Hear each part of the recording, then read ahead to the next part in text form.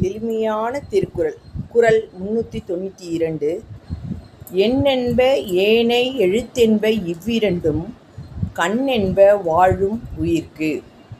எண்ணென்ப ஏனை எழுத்தென்ப இவ்விரண்டும் கண்ணென்ப வாழும் உயிர்க்கு.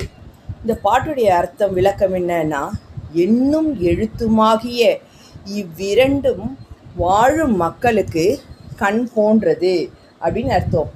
எண்ணும் எழுத்தும், எண்ணும்னா என்னது? எண்கள். எழுத்தும்னா அ ஆ இ ஊ எழுத்துக்கள். இவ்விரண்டும், எண்ணும் எழுத்தும் இவ்விரண்டும் வாழும் மக்களுக்கு இரண்டு கண் போன்றது.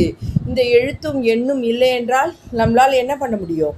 ஸோ அதனால் அது மாதிரி தான் எண்ணும் எழுத்துமாகி இவ்விரண்டும் வாழும் மக்களுக்கு இரண்டு கண் போன்றது அப்படின்னு இந்த பாட்டோடைய விளக்கம். எண்ணென்ப ஏனை எழுத்தென்ப இவ்விரண்டும் கண்ணென்ப வாழும் உயிர்க்கு.